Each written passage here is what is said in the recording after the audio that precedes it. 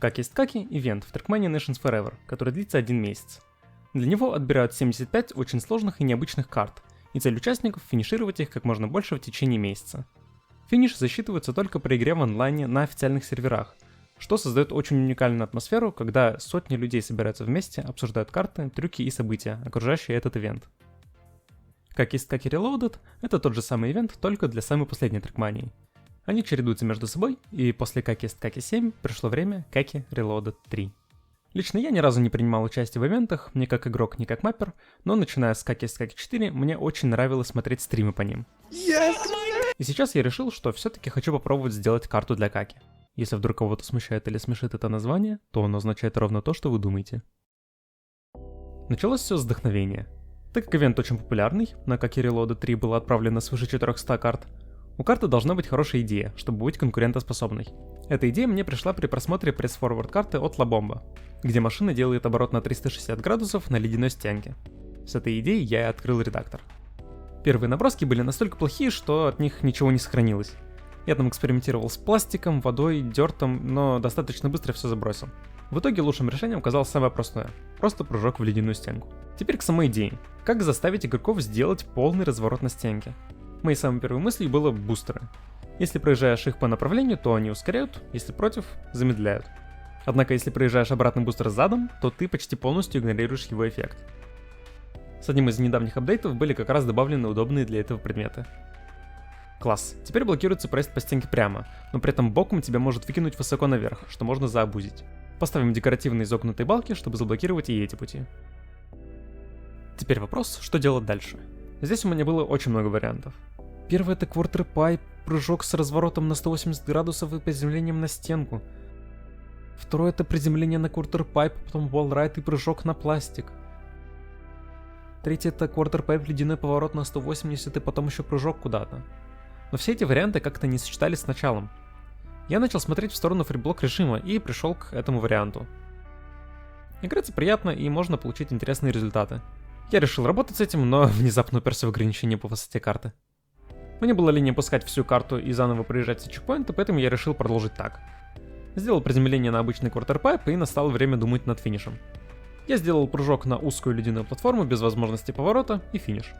Однако чем больше я тестировал карту, тем больше находил в ней проблем. Во-первых, на втором льду можно сделать айслайд настолько хорошо, что ты улетишь намного дальше квартерпайпа.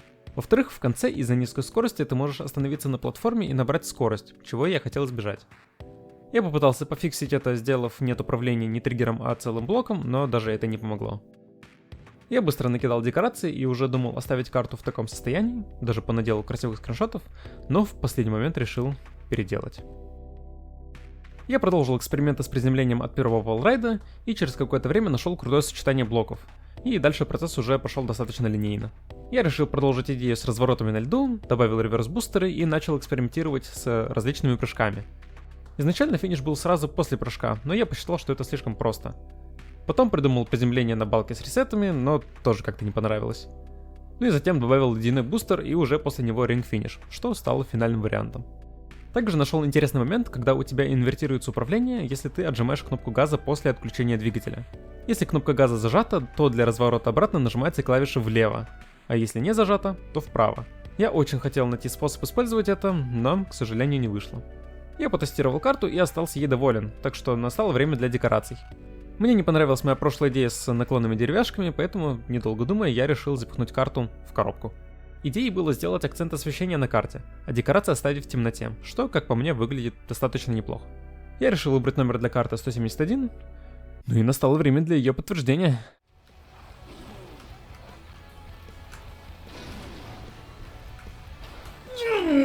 Yeah, you can dry your tires. I Зараза. wonder if О, да ты... oh, when you're a back sleeper? Yeah. О, да...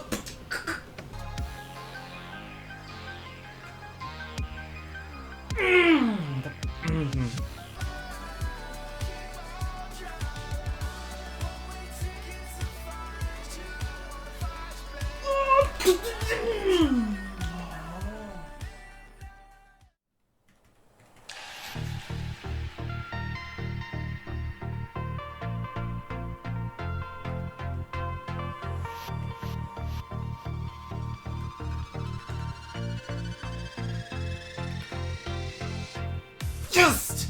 Так! Около 14 часов у меня ушло на ее подтверждение. И я очень сильно удивился, когда мне написали, что моя карта прошла в финальную выборку. Дальше попросили поменять номер, так как 171 оказался занят. И на этом все. ГГ первому, кто финиширует мою карту. Если вам понравилось это видео, то подпишитесь на канал, а также расскажите, интересен ли вам подобный формат Behind the Scenes. До встречи!